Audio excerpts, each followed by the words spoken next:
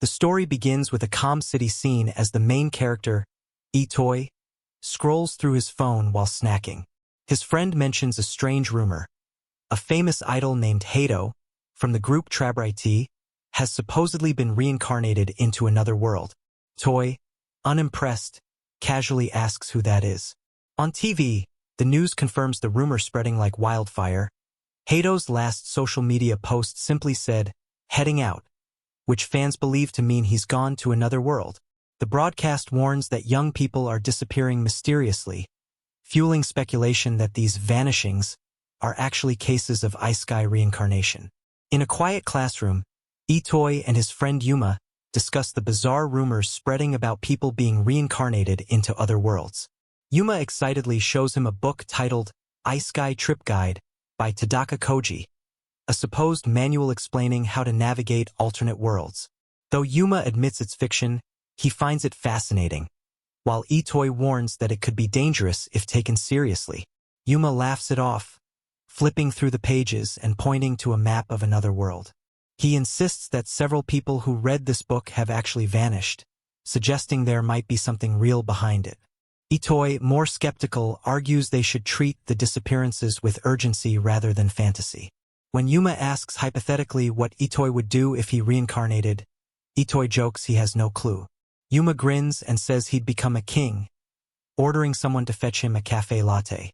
They share a light moment, but Itoi reminds him not to treat people like tools. Moments later, Yuma laughs again, saying other worlds probably don't have convenience stores. The smile fades as the narration turns somber.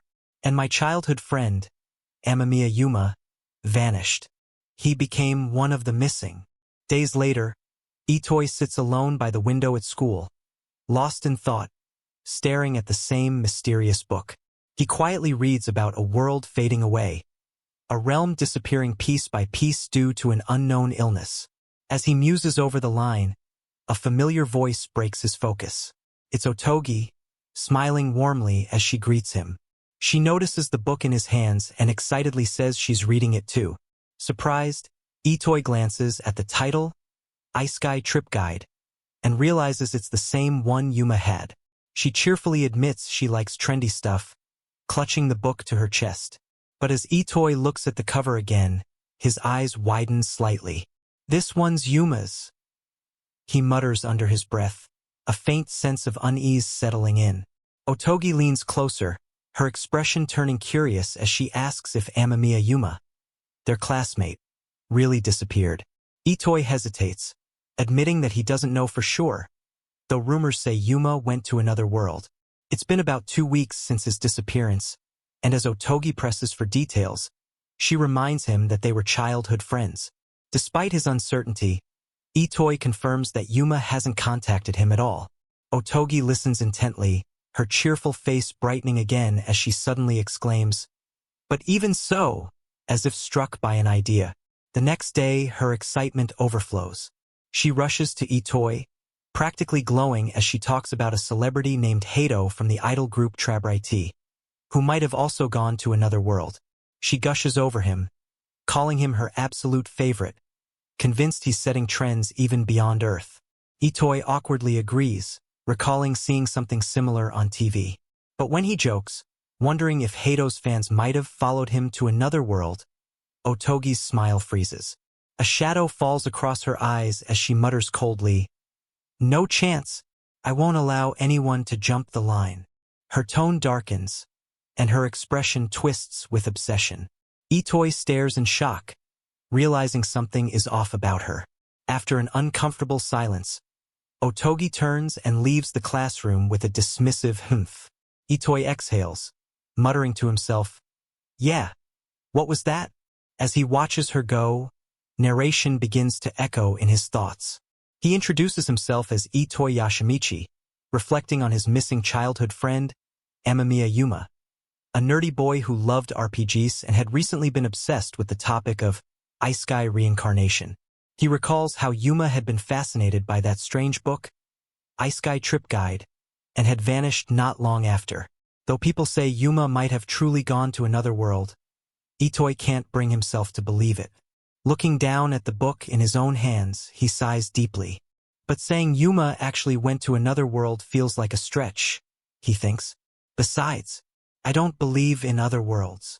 And yet, as he flips the cover open, something about the pages seems to pull his attention, like the story itself is waiting for him. Later that evening, Itoi flips through Isekai'd trip guide again and freezes. His eyes widen as he reads the final line of the book.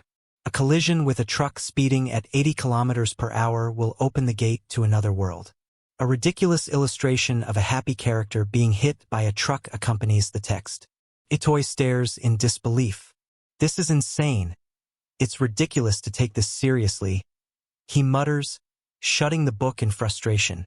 The next day, at school, Otogi calls out to him with a bright smile. Itoi-kun! She waves cheerfully, her tone overly energetic. Caught off guard, he turns, asking if she needs something. Otogi shyly fidgets before asking if he'd like to walk home together, saying there's something important she wants to talk about. Later, the two sit across from each other in a quiet cafe. Otogi takes a deep breath and says, with serious eyes, I'm thinking of going to another world. Itoi nearly chokes on his drink, unsure if she's joking. She insists she's serious, explaining that it's not just some fantasy. It's something she truly believes in. Trying to lighten the tension, Itoi awkwardly laughs and says she's more otaku than he thought. But Otogi leans forward, her tone desperate. Because your close friend Amamiya-kun went there, right? He was reading that book too. Her words make Itoi's heart skip. She holds up the same Isekai'd trip guide and points at a specific passage, the one about the truck. It literally says to get hit by a truck going 80 kilometers per hour. That's how it happens, she exclaims. Itoi stares in horror, trying to reason with her. That's just a what-if story. If you believe it and try it, you'll die. But Otogi's expression twists with obsession. Tears well in her eyes as she cries out, There's no meaning in living in this world without Hato. I have to go quickly. Her voice trembles between grief and mania. Itoi panics, realizing she's beyond logic. She's not looking for answers. She just wants agreement, he thinks. Every second counts. Otogi shouts, clutching the book tightly.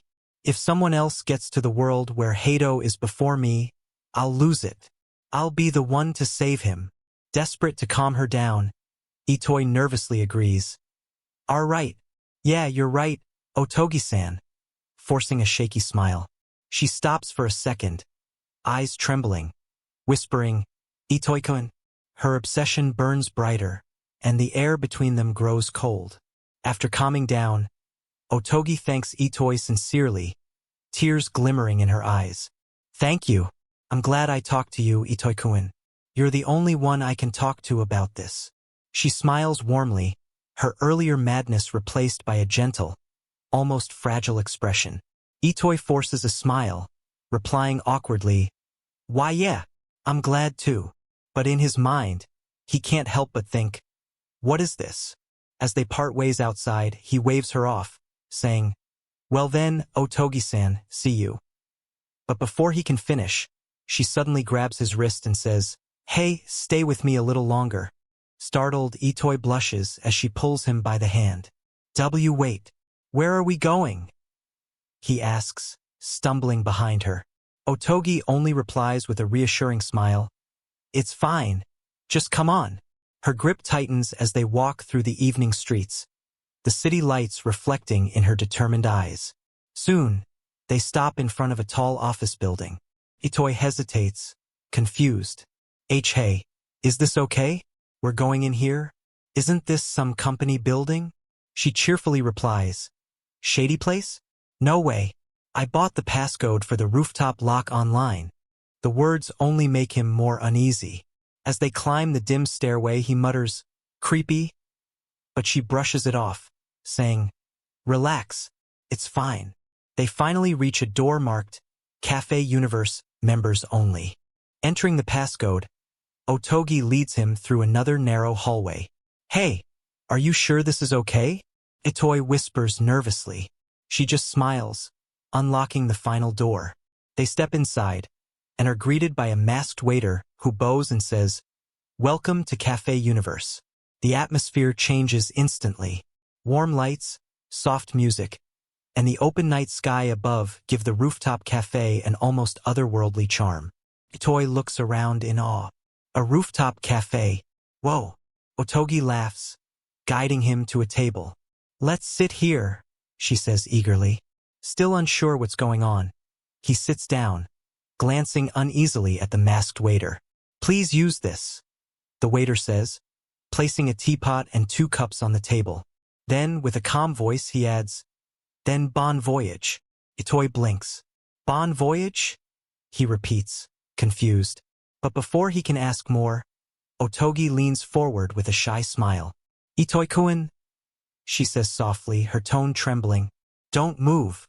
His heart skips a beat as she stares at him intently, and he realizes that whatever she's about to do isn't normal.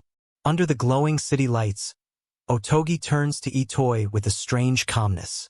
Reaching into her bag, she pulls out a small marker and begins drawing a mysterious symbol on her own forehead, the same mark the masked waiter bore earlier. Then, smiling faintly, she looks at him and says, "Draw the same one on me." Confused but uneasy, Itoi hesitates before complying. "Huh? What is this?" he asks. "A little good luck charm," she replies softly, her tone unsettlingly serene. As he finishes marking the symbol on her skin, she thanks him with a bright smile. Without warning, Otogi stands up. "All right, shall we go?" she says cheerfully. Itoi blinks, confused. "Go? We just got here." But she ignores his words and begins walking toward the rooftop's edge, telling him to come along. "Come with me too, Itoi-kun," she calls, taking careful steps forward. Concerned, he warns, "Careful. Don't fall seriously." Yet when she turns to him with that same eerily peaceful smile, a chill runs down his spine.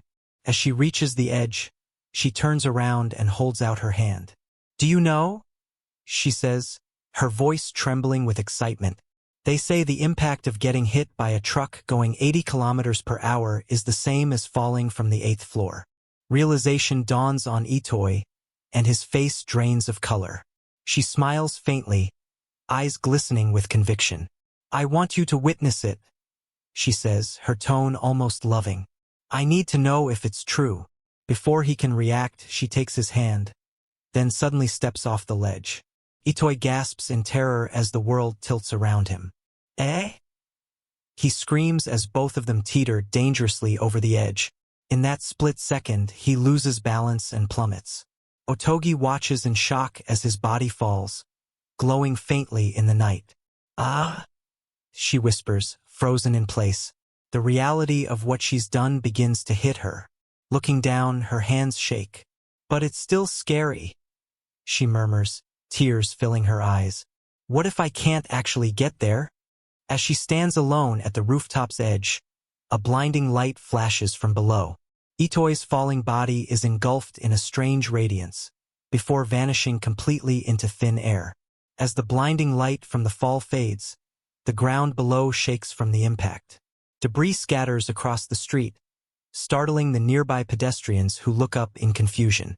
From above, Otogi stares down in shock, her trembling voice breaking the silence as she realizes what just happened. "No way, he disappeared?" she mutters, her eyes wide with disbelief. Her heart pounds as the reality begins to sink in. The light that swallowed him wasn't normal. It was as if the air itself had been torn apart. The thought races through her mind. Then, another world is actually real. Meanwhile, in the endless white void below, Itoi lies motionless, his consciousness slowly returning. His eyes flutter open as he stares into the emptiness surrounding him. "Ha!" he breathes weakly, the weight of what happened slowly dawning on him. "Me, dead." His voice is calm, almost detached, as if the thought no longer scares him. "Ah, right." But just as the quiet begins to settle in, a shadow falls over him. He looks up, and there, standing tall with sharp, otherworldly features, is a man clad in black armor, his gaze piercing and cold. The faint hum of dark energy swirls around him, his presence alone radiating danger. Itoi blinks in confusion, staring at the figure who seems to have stepped straight out of a fantasy world. What, huh? Before he can comprehend what's happening, the armored man raises his weapon, summoning a vortex of energy that spirals with violent force. Watch it! Itoi shouts instinctively, throwing himself backward as the ground around him explodes in a blinding flash. The shockwave sends him tumbling, his heart racing as the realization hits him. He's no longer in his world. A blinding surge of energy erupts across the sky, and the air begins to twist violently. Itoi is thrown backward, struggling to keep his balance as an immense shadow materializes before him. From within the swirling darkness, a monstrous form emerges, an abomination with countless heads, each one snarling and snapping with demonic rage. His eyes widen in horror. Wah! He gasps as the ground beneath him shatters. The beast's roars echo through the void, its glowing eyes piercing through the smoke and chaos. Each head lets out a deafening scream, their jaws lined with rows of jagged teeth dripping with black mist. The sight is so overwhelming that Itoi can only mutter, "Ugh," before being engulfed by darkness. The monstrous entity lunges, and everything fades into a storm of smoke and scales. The world dissolves in chaos, swallowed by shadows and thunderous roars. Back in the real world, the night is calm. Standing atop the rooftop, Otogi checks her phone with trembling hands. On the screen, a social media post glows faintly. "I'm coming." She exhales deeply and whispers, "All right, I've posted it to SNS too." Tucking her phone away, she steps forward, the wind brushing her hair as she gazes into the sky. "Time for me to go too," she says softly, her voice steady but her eyes full of longing. With a final smile, she takes a step off the ledge. "I'm coming, Hato." Her body plunges through the air, the same radiant light swallowing her whole. For a brief moment, her voice echoes, "Hato," before everything is consumed by brilliance. Then silence. Moments later, her body crashes onto the pavement below. The impact is brutal, her limbs limp as debris scatters around her. Groaning faintly, she stirs, her eyes fluttering open. "Enen?" she murmurs weakly, confusion clouding her face. She slowly pushes herself up, her vision blurry. Around her, the busy city continues on as if nothing happened.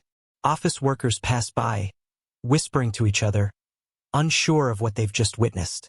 Otogi sits motionless in the middle of the street, dazed, as the realization begins to dawn on her. She didn't vanish like he did. The world trembles as the monstrous creature thrashes, each of its many heads bellowing in fury. Scales glisten under the dark light, and its countless jaws open wide as if to devour the very sky. The air grows heavy, vibrating with pure dread. Within the storm of chaos, a young man's voice echoes faintly. "No, that can't be," he whispers, his eyes widening in disbelief. The creature looms over him like a nightmare come alive, its immense shadow swallowing everything around. The boy's voice falters. "Oh, oh."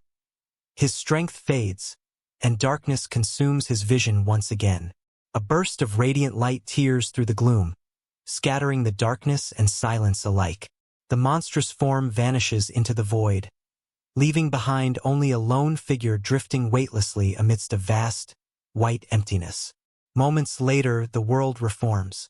Clouds clear to reveal an endless sky above rolling green hills and distant mountains. The calm landscape stands in sharp contrast to the chaos that came before. From somewhere within the nearby forest, a voice calls out, "Hey, watch it!"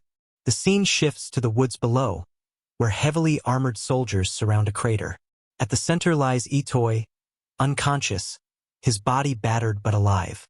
One of the soldiers, clad in black armor, raises his weapon and shouts, "We're retrieving the reincarnator now." Another soldier steps forward cautiously. "But this one, handle with extreme care. We don't know what power they've got." The leader nods, signaling to the others. "Everyone, keep it together." The soldiers tighten their formation, lifting the unconscious boy onto a wagon. "Understood," they reply in unison. As the cart begins to move, The soldiers march in silence through the misty forest. None of them notice the faint glow that still lingers beneath the boy's skin, a sign that whatever brought him here is far from over. When Itoi finally regains consciousness, he finds himself lying on a cold stone floor. The clinking of chains echoes through the dimly lit room, and the heavy scent of iron fills the air. He groans softly, trying to move, only to realize that his hands and ankles are shackled. "Enen?" he murmurs weakly, lifting his head. As his eyes adjust to the faint light streaming through the bars, he realizes he's inside a cell. The walls are rough, damp, and ancient, far from anything he's ever known. He blinks several times, disoriented and terrified. Then, from beyond the bars, a figure steps out of the shadows, a woman wearing a large pointed hat and a cloak. Her piercing eyes study him calmly before she finally speaks. "Welcome to your new life." Itoi stares at her, unsure if he's still dreaming. The woman smirks faintly, her expression unreadable. "Tough luck," she adds, her tone sharp yet strangely calm. "But—" She pauses for a moment, her eyes glinting under the dim light. "You're being executed." Itoi freezes, his breath caught in his throat as the words sink in. His heart pounds violently, and the world around him suddenly feels smaller, colder. The woman's gaze lingers on him, unflinching. There's no malice in her tone, only a grim certainty.